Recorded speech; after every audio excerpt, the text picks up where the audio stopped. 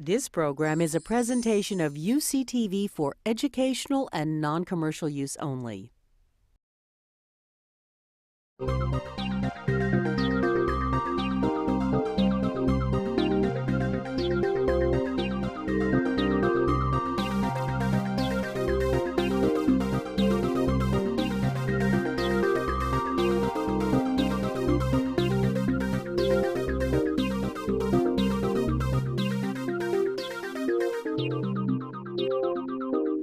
Welcome to A Conversation with History. I'm Harry Kreisler of the Institute of International Studies.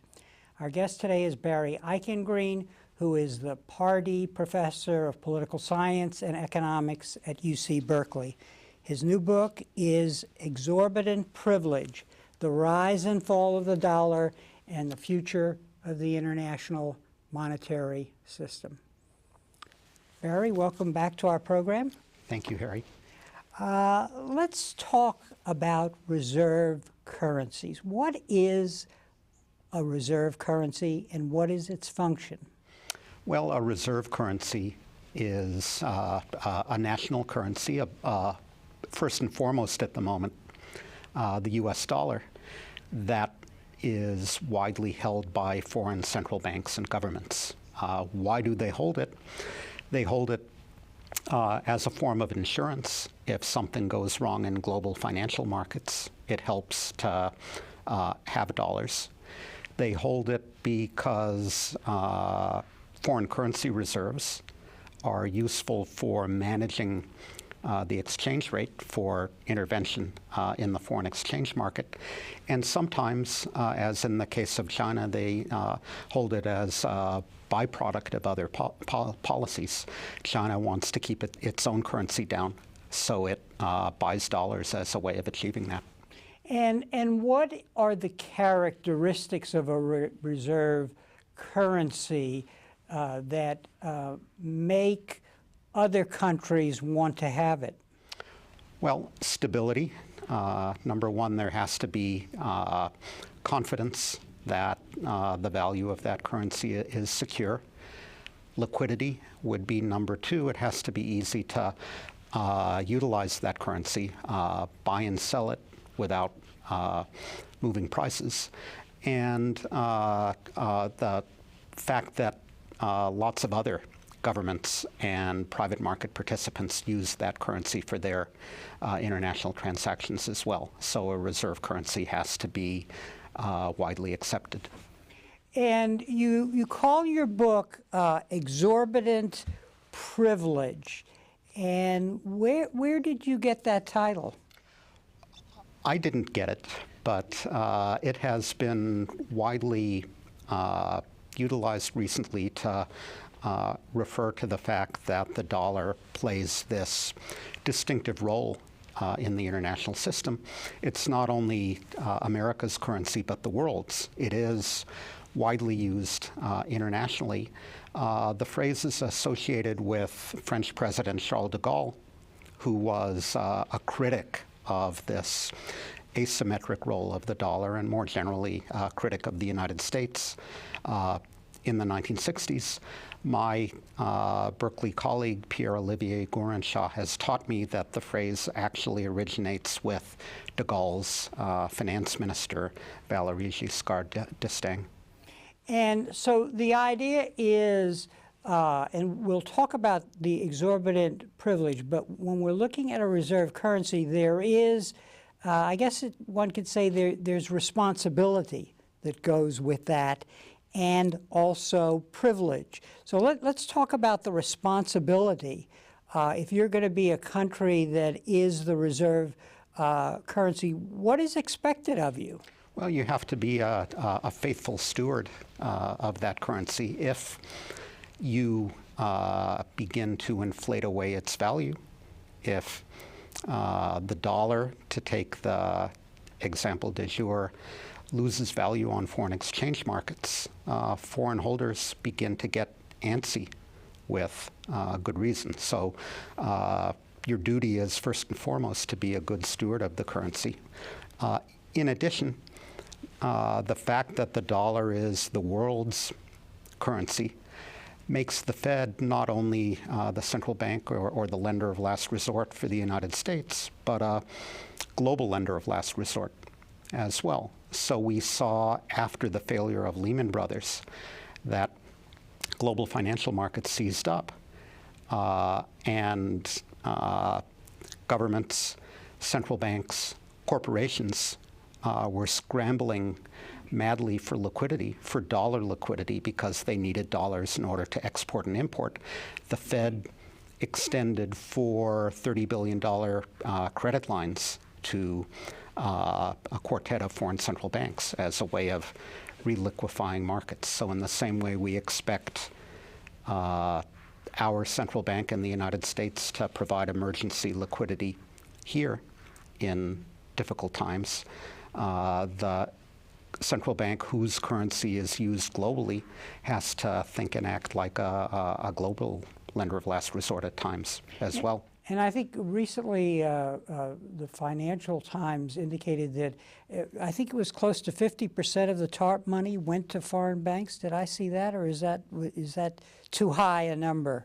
Well, I think that is a separate sort of operation. But the fact of the matter is that commercial banks around the world do a lot of their business in dollars. They take, in some cases, deposits in dollars. They extend loans in dollars. When they get into financial trouble, they need dollar liquidity. And that can be provided only by the United States, whether by the Treasury through the TARP or more commonly the Federal Reserve through swap lines and credits.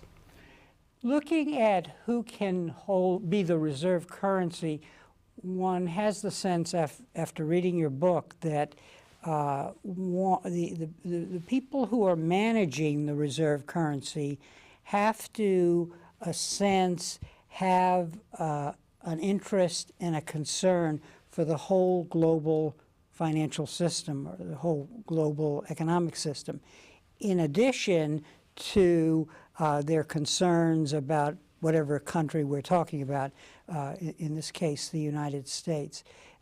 So that would, that's an interesting dilemma, and I guess only certain countries can hold that duality in place. There's a famous analysis of the Great Depression of the 1930s by the late, great MIT economic historian Charles Kindleberger. He saw the 1920s and 30s as kind of a tipping point away from the 19th century world where sterling had been the leading international currency toward the 20th century world where it became the dollar.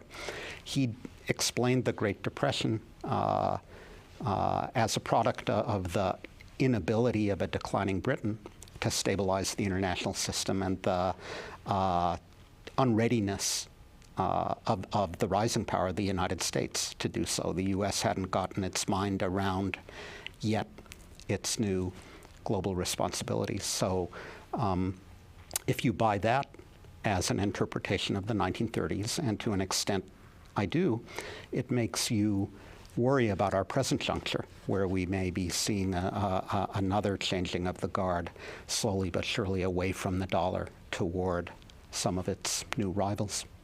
And we are seeing that as a result of the 2008 collapse. Before we talk about that, I want to focus on a very important aspect of your book, because in today's world, everybody's saying, oh, it's over for the dollar.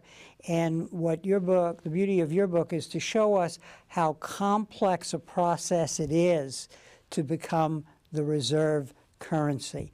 So let's talk about that, because it's not the case that an emerging power can say, hey, I will undertake this task. It's a very complicated process. You point out that the dollar had, by 1870, the U.S. had pulled ahead of Britain in the production of goods and services, By 1912, it had pulled ahead as an exporter of merchandise, but its global financial role took longer to occur. So let's set the stage. The dominant power has been Britain. The reserve currency is sterling. There's a new challenger on the block, the United States. Those years point to when it was overtaking Britain, but it takes a while for its role to be realized. Why? It takes a while because you've got to put a series of institutional prerequisites in place before a national currency can really play an international role. But at the same time, it doesn't take forever. So one of the points I make in the book is conventional wisdom has it that the dollar really only overtook sterling as the dominant international currency after World War II. But conventional wisdom is wrong. And in fact, this transition occurred over a period of about 10 years from 1914, when the Fed was created, to the middle of the 1920s. What you need for your currency to play an international role is a big domestic platform. And the U.S., as you said, already had that by the late 19th century. We were a bigger economy, and by the early 20th century, a bigger trader than Britain. We needed deep and stable financial markets. We didn't have that. We had a series of financial crises in the late 19th century, again in 1907. We needed a lender of last resort to provide emergency liquidity to the markets, and we needed a sound regulatory framework. So what happened was that people began to realize that influential politicians like Nelson Aldrich and private market participants like Paul Warburg came together. One of the reasons the Fed was founded in 1914 was to stabilize domestic markets, but also internationalize the dollar. So the Fed was created. We had a central bank to backstop the market and provide international liquidity. And the Fed quite aggressively over the succeeding 10 years tried to create a market in securitized trade credits to make the dollar attractive to private international users, importers and exporters, and that in turn made it attractive to foreign central banks. So my message there is you can't rely simply on the miracle of the market. Having a big economy helps, but you need a policy initiative to make it happen. If you have that, the transition can occur quite quickly. We did it between 1914 and 1924. I'm not predicting the Chinese will do it between 2011 and 2021, but they could. And let's characterize for me the people that you just mentioned. There's Aldrich, there's Warburg, there's Strong. What was it about this group of men who over time built these institutions and got laws passed and so on? Was it about their concern about international finance, or was that just a byproduct of stabilizing the American economy, which required something like the Federal Reserve? Well, here I would agree with the work of scholars like Lawrence Braz at the University of California, San Diego, who have shown, I think, pretty convincingly that the founding of the Fed reflected a confluence of factors. There was concern about domestic financial instability, but there was also concern about the fact that the dollar played no international role, and that when U.S. importers and exporters needed credit to finance their goods, they had to approach their domestic bank, which had to approach a correspondent in London. The trade credit was in sterling. The U.S. importer and exporter paid 2 commissions, bore the exchange risk if sterling fluctuated against the dollar. The international dimension was important. Warburg influential financier, had grown up in Europe. He'd been involved in the export-import side as well as financial business. So I think it was this meeting of minds, but also meeting of different imperatives, the need for a new institutional framework to stabilize American financial markets, and at the same time, the desire to internationalize the dollar and challenge sterling. And let's take an example of a kind of a nuts and bolts issue that you talk about, namely, before the Fed instituted new rules, American banks couldn't have branches abroad, which then was a missing piece in this puzzle to create an international credit market. Right. So a number of things changed to bring the dollar to international prominence between 1914 and 1924 to make it attractive for use by importers, exporters, bond issuers, central banks alike. One factor was you had a market maker, the Fed. Another factor was that the Federal Reserve Act allowed U.S. banks to branch abroad for the first time, which they did quite aggressively after 1914. Another factor, of course, was World War I, which disrupted the provision of trade credit by London. As sterling began to fluctuate, its exchange rate began to move against the dollar. Getting trade credit in sterling became riskier for U.S. Importers and exporters. So all those things, I think, came together to get us to the point where the dollar was more important than sterling in 1924 as a reserve currency, as a currency in which to denominate foreign bond issues, and as a source of trade finance as well. It had played zero role in any of these domains 10 years before, so its rise was quite dramatic.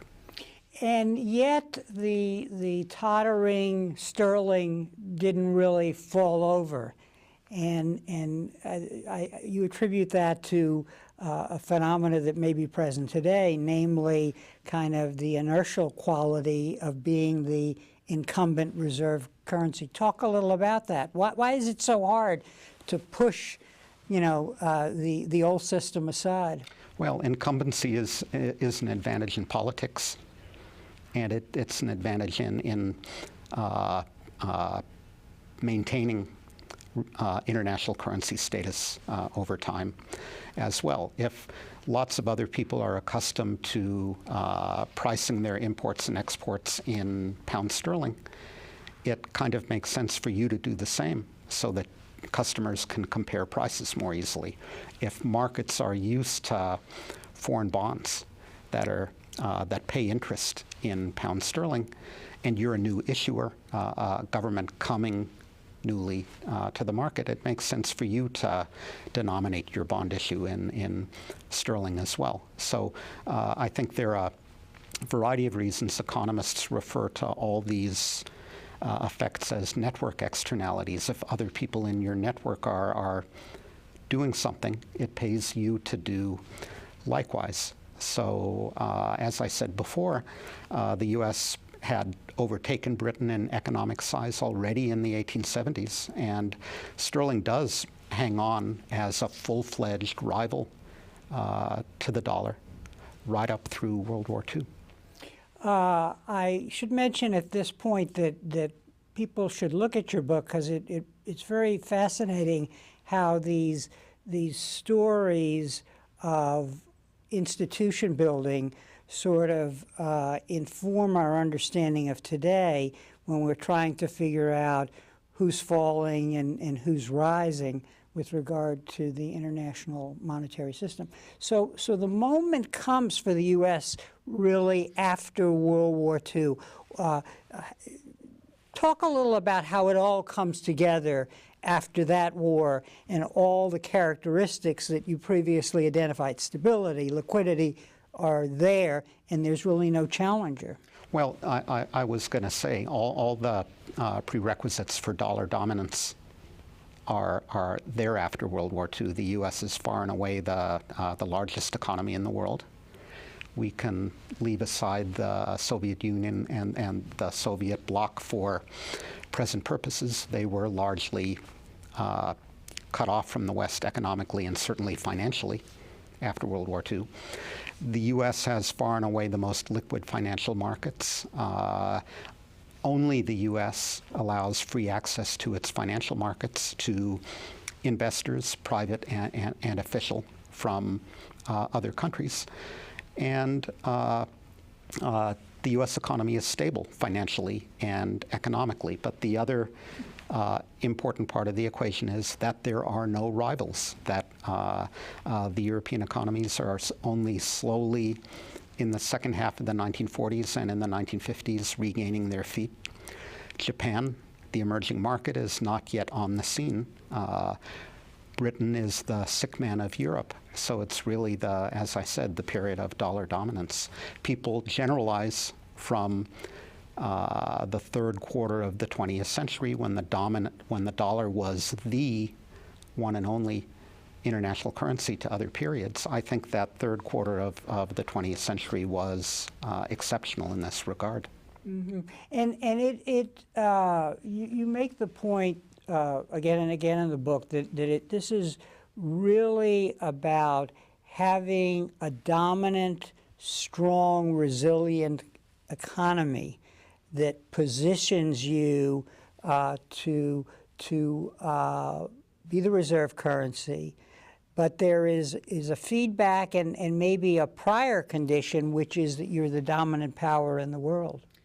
So I basically argue that international currency status flows from that underlying economic strength, that the dollar derived its exorbitant privilege as the world's currency from the fact that the U.S. economy was so large, such a large share of the world economy, and that we were doing well economically and financially. There can be feedback as well.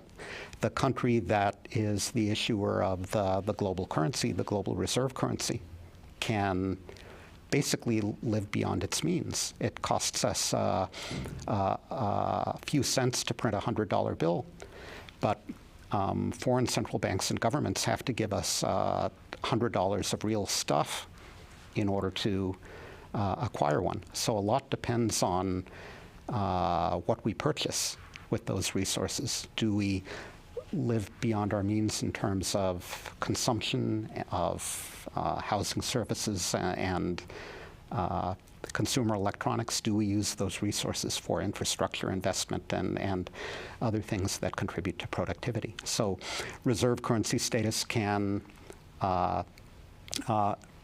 persist. It can become self-supporting, or the opposite can be true. And going back to this notion that the reserve currency and its managers see themselves as having a global responsibility, and this is accepted by the political elite. If we look at this post-war period and the Marshall Plan, that is an example of a kind of self-interested altruism and generosity that is really key. I think it's the best example we have in 20th century U.S. history. The late 1940s and the 1950s were the period of the dollar shortage, when European countries and Japan, desperate for imported machinery and raw materials to get their economies back on their feet, couldn't get the dollars. They had to export in order to get dollars, but they couldn't export unless they could first import that machinery and those raw materials. So the Marshall Plan, I think I'm quoting Winston Churchill now, was the most unselfish act of any major power. The United States did a variety of other things along similar lines, like encouraging European countries to integrate with one another already in the 1950s, even though that implied some discrimination against U.S. exports. We saw it as in our own interest to share the wealth, that it was no fun to play poker if you held all the cards. And it is during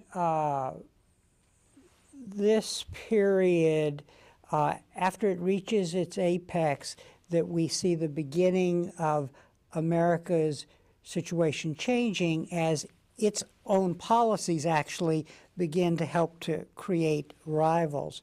And it's, say, at this point that we get de Gaulle complaining about the exorbitant privilege, because when there is a turn in what the dominant power can do, it's becoming more costly, there's more pressure on its position, then the fact that you are the reserve currency creates a privilege whereby I guess you're extracting rents to help pay for the policies that you're adopting in, say, foreign and strategic policy. Talk a little about that. Yeah. So that was very much de Gaulle's view, and the French spoke about the invasion of Europe by U.S.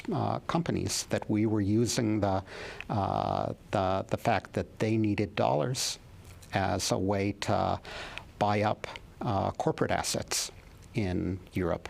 We were using the fact that they needed dollars as an easy way of financing our budget deficit, and then we could turn around and famously in the 1960s engage in foreign policy adventures in the Vietnam War, something that didn't always go down well with our allies. So the fact that the dollar was far and away dominated international transactions after World War II, when the U.S. dominated the world economy, made perfect sense.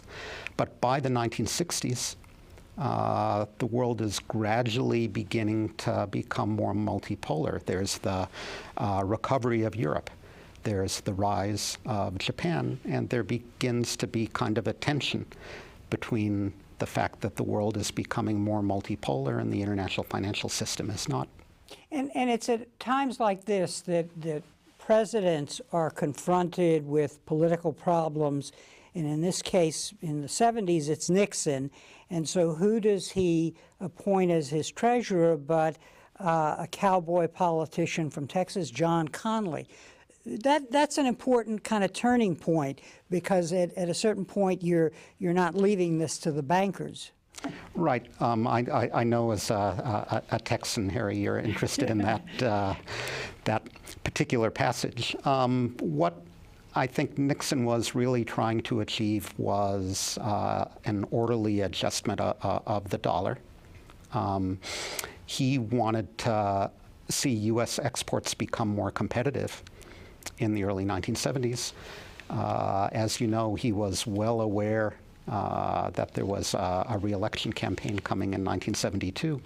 So getting the Europeans and Japan to revalue their currencies against the dollar would make U.S. exports more competitive and avoid the stigma of the U.S. devaluing. It could be called a U.S. and Japanese revaluation. So Nixon appointed Connally partly because he was aggressive and flamboyant and the ideal person to berate the Europeans and Japanese about the need to revalue. As it happened, others in the administration, like Henry Kissinger, worried that this would backfire and that European politicians in particular would resent being bullied by Connally.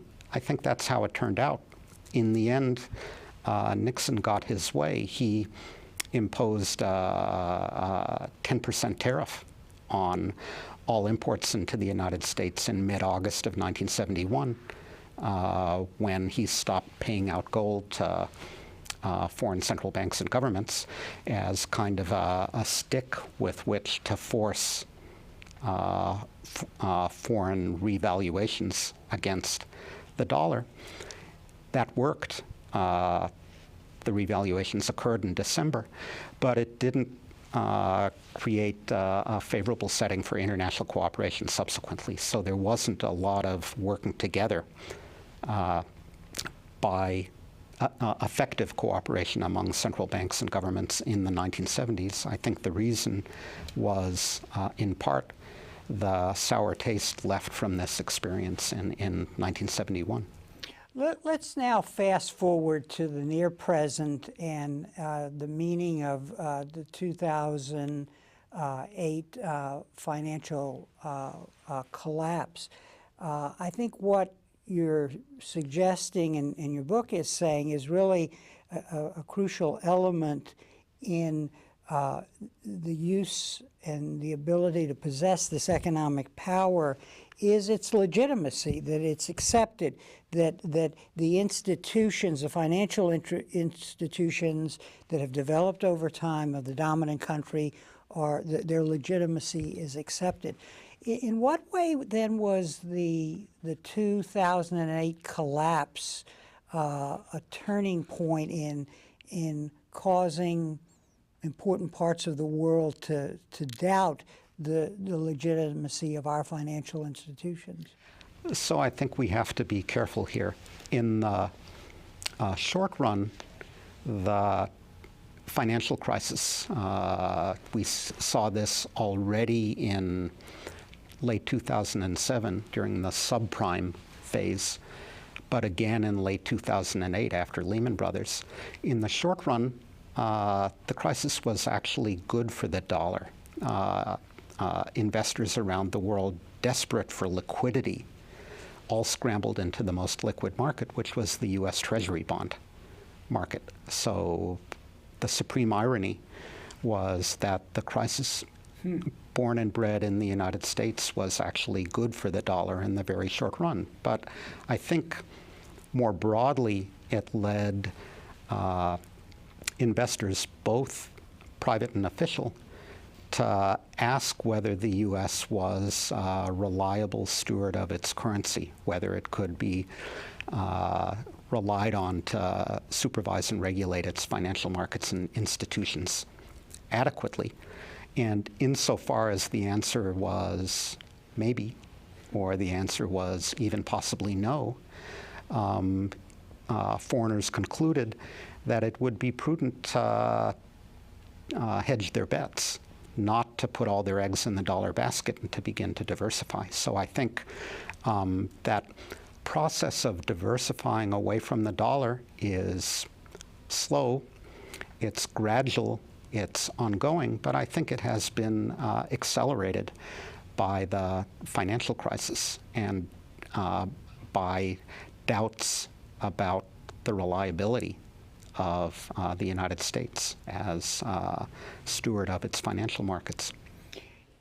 During the crisis, especially in the immediate aftermath, there was a sense, as we examined what had happened, that many of the institutions had failed, all under maybe the umbrella of deregulation. We didn't need watchdogs in place and so on. But on the other hand, there was, one could say, with Bernanke at the head of the Fed, a very effective response that met the needs of the global system. That was a kind of an ongoing tension. Right. So once again, in the short run,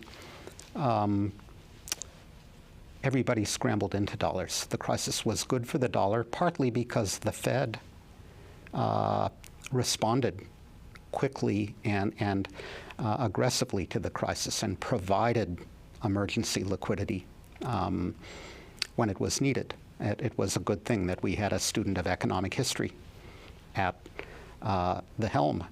But more broadly, I think foreign investors, including foreign central banks, are worried not only about the Fed, but they're worried about American politics. They observe that questions of regulation are politicized. They observe that the new Republican majority in the House of Representatives wants to roll back some of the financial reforms adopted last year. And I think they worry about the political situation in the U.S., what it implies for financial regulation here, what it implies for our budgetary politics, and what those things mean for the dollar. And it's interesting because one of the keys in the earlier period when America consolidated its rise as the hegemon in the global financial system, this meshed with the domestic politics. And as you say, we're now having an attack against the Fed. One thinks here of Ron Paul.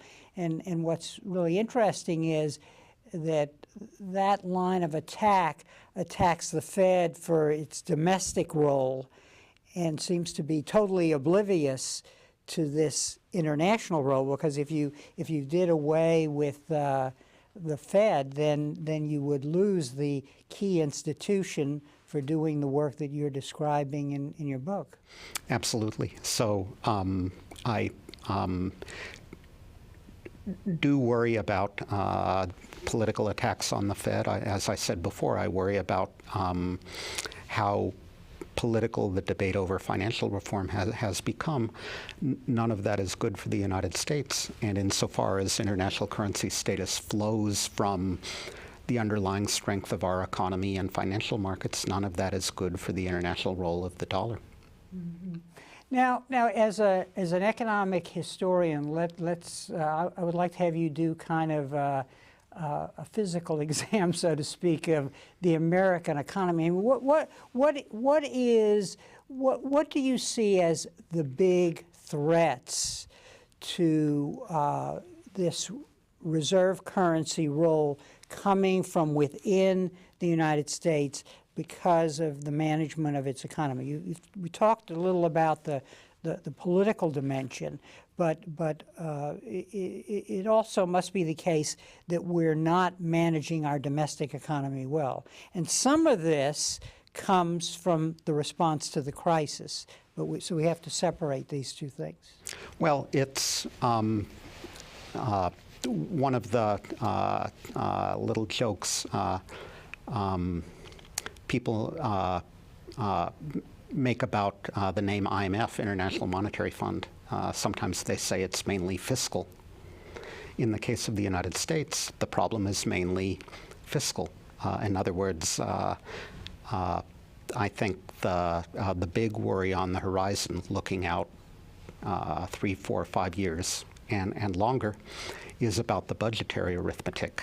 The one scenario I can imagine in which there was a dollar crash and mass flight by foreign investors, foreign central banks, and private investors away from the dollar would be if we really demonstrated to the world that we couldn't get our budgetary house in order. I think everyone understands in 2011 that our big challenge in the United States is to get the budget and fiscal policy under control.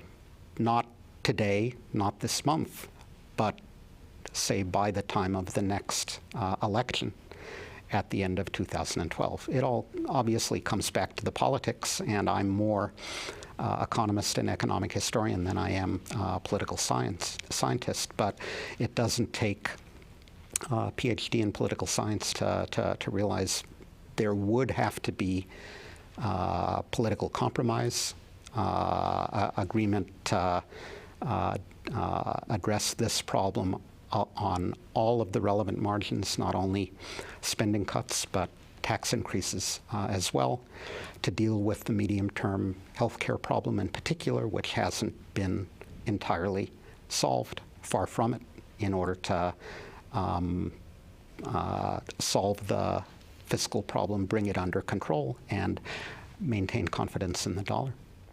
So what we have is a short-term problem, because we have to do something about unemployment, I guess, and that may require expenditures, but it's really the midterm and long-term problem that we have to address. And I guess we should point out, as you point out in the book, that this is building up over time. So you have the prescription drug Medicare benefits, the 2 wars, the tax cuts, which sort of add to the deficits. Then we get the response to the international financial collapse. And then we've got this continuing problem with the medical care costs as they're rising. So I guess the issue here is, what do you think it takes to begin to address these problems? Or do you think it's going to take another crisis to mobilize these different constituencies to deal with the common problem? Well, I certainly hope it won't require another crisis, but I kind of fear, on the basis of recent history and on the basis of the tenor of the dominant tone of political rhetoric in the United States at the moment, that it may take another crisis before we,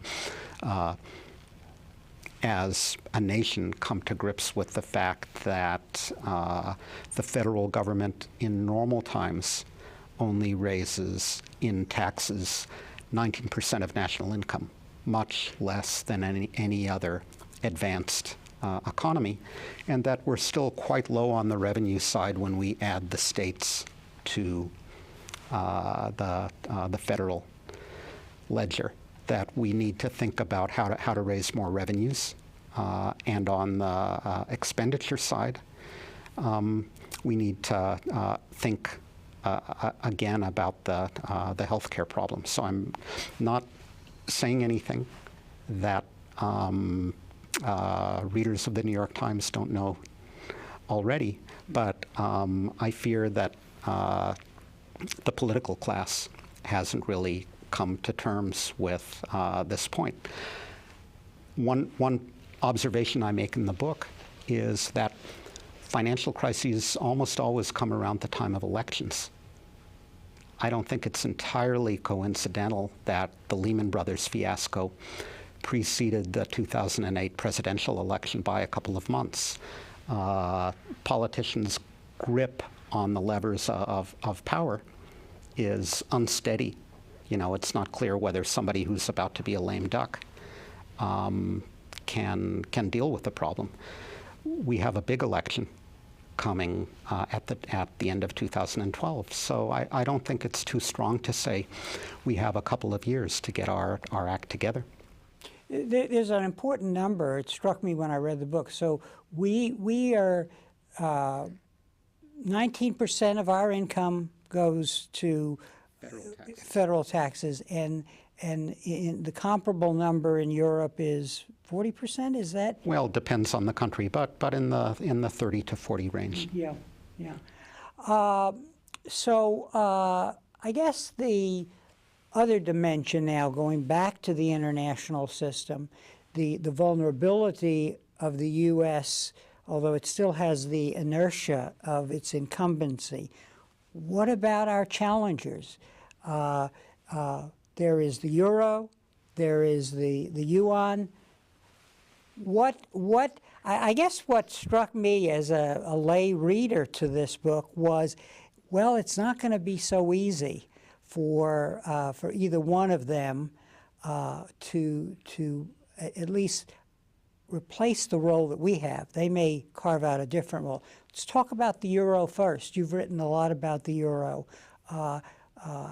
What is the problem there? Well, the current situation is certainly challenging to those of us who believe that the euro is here to stay, and that with time it can become a serious rival to the dollar. But stubborn individual that I am, I continue to believe that that's the case. I think it was Jean Monnet, the father of European integration, who said Europe is forged in crises. It certainly has one now. It has a budgetary crisis, a debt crisis, and a banking crisis. I think a big underappreciated part of the European problem is the weakness of French and German banks.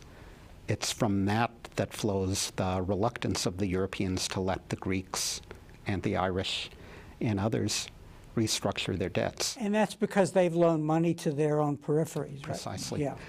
I think when things begin to get dicey again in Europe. Europe will once more be forged in crisis. Leaders will have to decide whether to go forward or go back. And I'm still betting they will go forward in creating e-bonds or Euro bonds. I think there will be a permanent emergency rescue facility.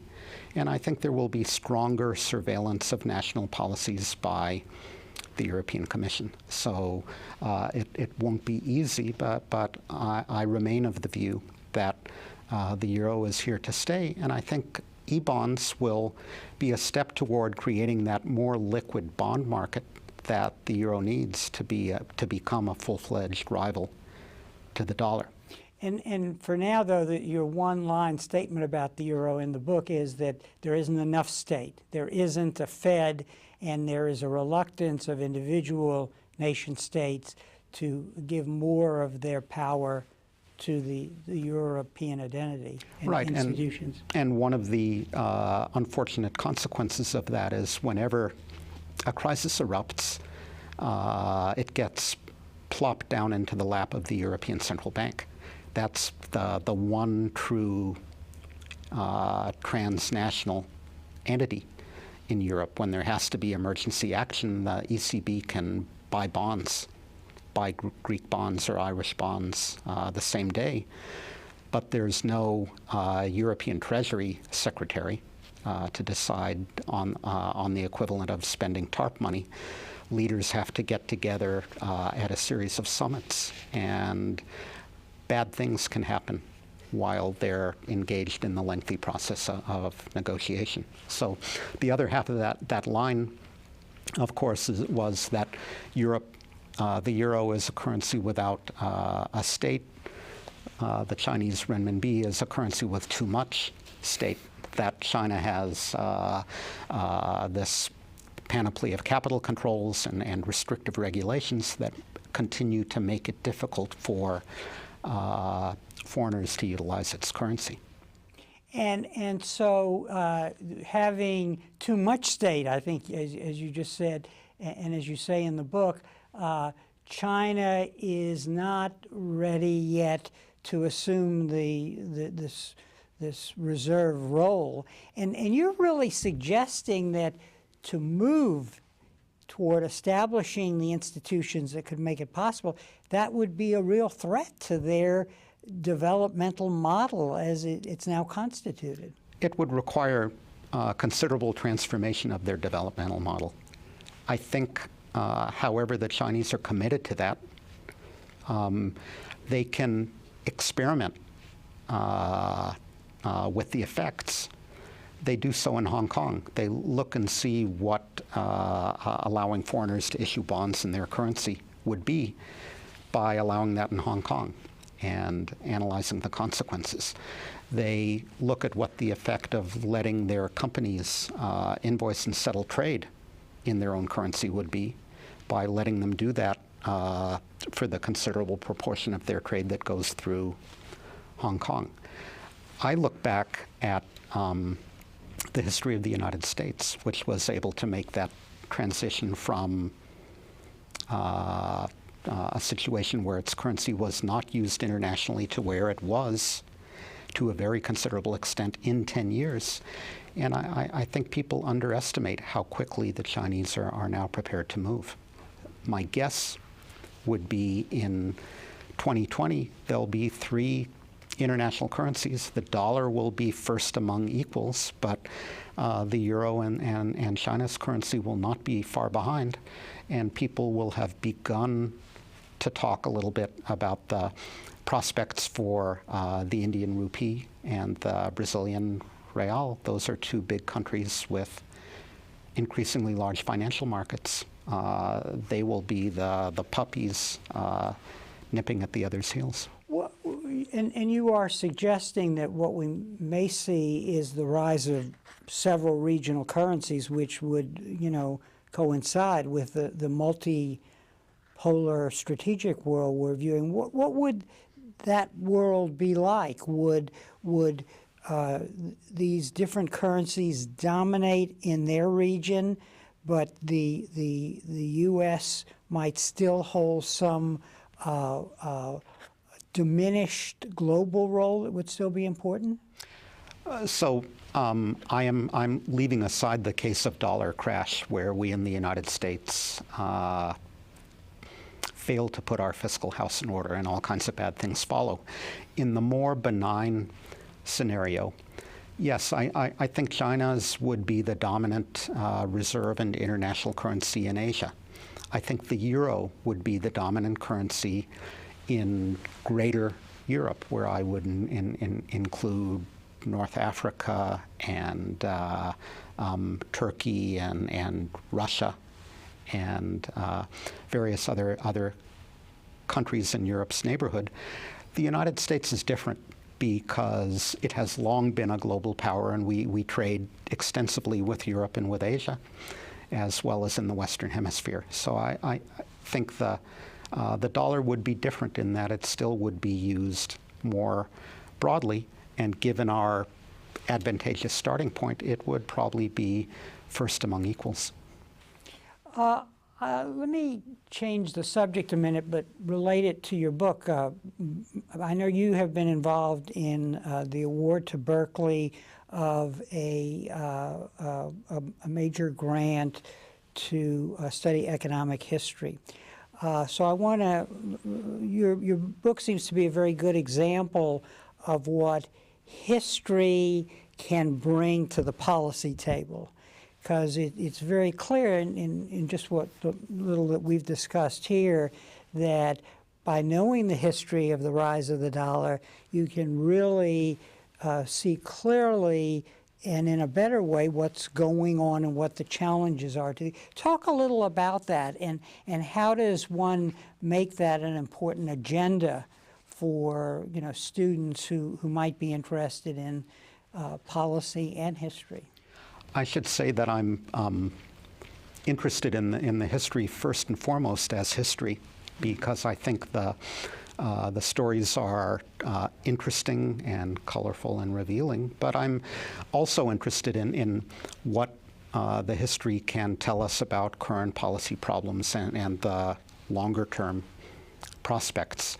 So most discussion of these matters is very, very short term. What did the minutes that the Federal Open Market Committee released the other day imply for whether the dollar will go up or down, and confidence on the part of foreign investors? I do think the longer term historical perspective helps us understand how, in this case, international currency status is gained and lost in a way that these very short-term presentist arguments do not.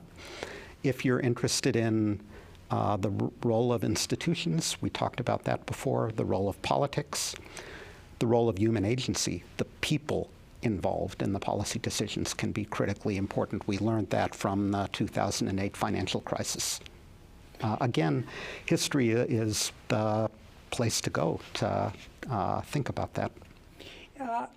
Bottom line here, if I can do a summary, it seems to be one thing that we should be looking at, in addition to all the economic factors and the state of the American economy and whether exports will really matter as opposed to infrastructural investment. It seems implicit is the notion that great powers, if they're going to assume this role in the international economy, really have to have both a global perspective and a domestic perspective in terms of institutions and goals. And that one thing we should watch for is how do the rising powers meet this test? Is that fair?